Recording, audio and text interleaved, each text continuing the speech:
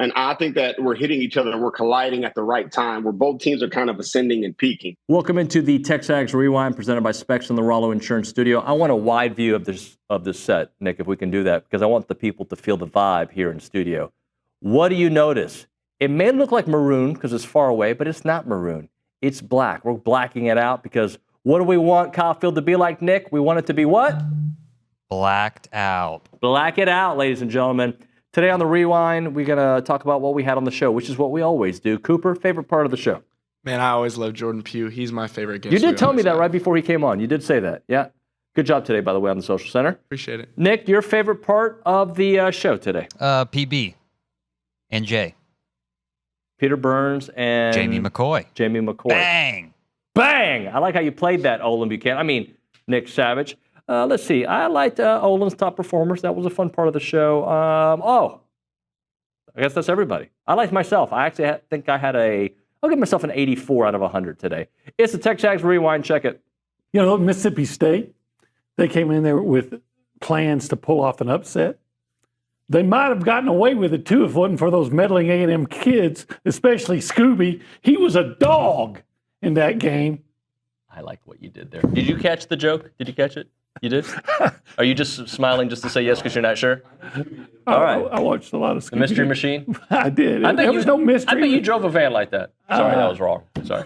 But there was no mystery with Scooby. The guys went out there, what did he have, 6 tackles?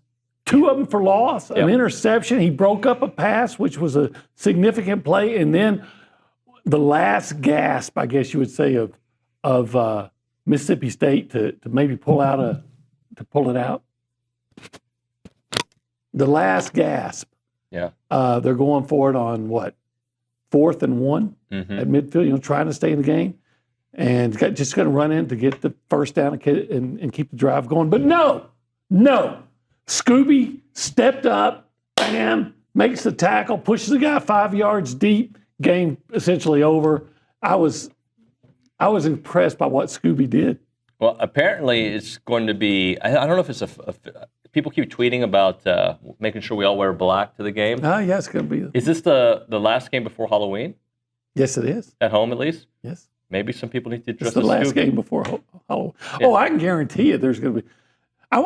You know what? I want to see, it's such a big game. I want to see Johnny Manziel show up dressed as Scooby. Bring back the old Scooby costume, Johnny. It worked for you 12 years ago. If he did that, this clip is going viral. I'm just telling you.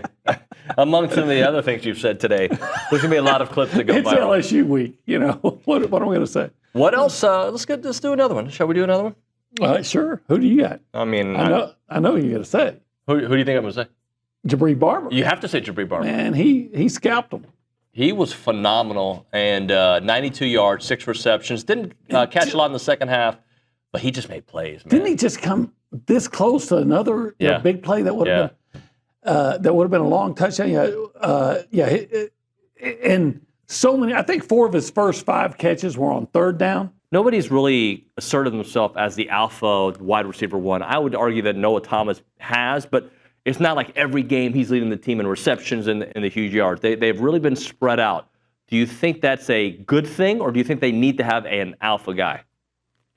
I think somebody can step up and become the alpha this game. I think it's a good thing that we don't have one because you don't necessarily know who to take away. And with you not knowing who to take away, there's no telling if it's going to be a tight end making big plays. Theo's been kind of hidden here lately. Trey made a big play. Who knows if these two are going to do it? Barber, Jade, we've got plenty of guys that are capable, and then we also have our LSU killer, number 7, who still has yet to do what I know that he's capable of. So worst case scenario, if somebody's not doing something right, we do have that secret weapon in there with the Moose. So I don't think it's a bad thing that nobody has stepped up, but I absolutely, just like this last game, Barber came out of nowhere for me. I knew he's a great talent and did his thing at Troy, but this past game was the first time he put it on tape and let it be known that he's a threat as well. So we've got the threats. We just need Connor to be on his game, not rattled, and if the O-line can give him some time and protection, I think anybody's capable and able to be the guy that stands up and does it for us this weekend. Jimmy, the overall vibe of the program right now, right? Considering where we've been the last few years and the fact that right now they control their destiny. A lot has to be done, but the man that signed up for the job seems to be up for it, and it's trending in that direction. Oh, yeah. I mean, I think it's good vibes all around. It's one thing when your team takes on the personality of the coach, and I think that's what we're seeing more so now than ever. We look like a blue-collar team. I mean, I hate to say it. My hand's been cramping. I don't know if that wrecking crew is coming back. But I like our mentality. We go out there. We don't get pushed around. We do the pushing. I just like where we're at, and if we can keep this steady, if we can get over this hurdle this weekend, I think the sky's the limit for this season. I mean, I thought. Well, one, I'm glad that we got the win on the road. We know the troubles that we've had there. I thought that we played average. I thought that we dealt with a lot of internal adversity, I guess is the best way to put it. You're coming off a bye week, big win, that kind of deal. But I just thought overall it was very flat performance from us. Now, the good part is we still played well enough to win. We still made the plays that were necessary to win. But I think that we can be better than what we put on display this past weekend. Now, you got to give credit to Mississippi State. They've gotten better each and every week. And I think they found a little rhythm in a stride. And I don't think that we were necessarily I don't want to say that we weren't prepared for that, because that wouldn't be a correct statement. I just think that it caught us a little bit off guard based off what they've done previously in the season. But overall, from our standard, I think that we were a little lackluster. I think we did enough to be able to control the game. But you can improve. You have those performances. You look at what we did earlier in the year, like with Bowling Green as an example. You have performances like that to pull from. But we can bounce back from that, man, especially heading into this game. I think it's something that you really learn from and build something off of that. We're talking to Jordan Pugh, here on TexAgs Live, presented by David Gardner's Jewelers. The thing that you mentioned about Mississippi State, I think that's an important case when getting ready for A&M and LSU, because that's what's supposed to happen, guys, right? And it doesn't always happen. There are certain teams that go the other way, right? Maybe they have too soft of a schedule and they don't get punched in the mouth until they take on the top 5 team. Maybe they just there's some issues in the locker room. But like, if a coach is doing his job, teams are supposed to get better. And I think that's an example of not only Mississippi State, but what we're seeing with Brian Kelly and LSU, and obviously Coach Elko and A&M. I think that when you look at this game going in, I think that we're mirror images of each other. I really believe that at this point in time in the season, when you look at LSU, look at A&M, kind of the same track record. You look at both opening season losses. You look at how the teams have improved. You look at teams that have elite talent on both sides of the ball. And I think that we're hitting each other and we're colliding at the right time, where both teams are kind of ascending and peaking.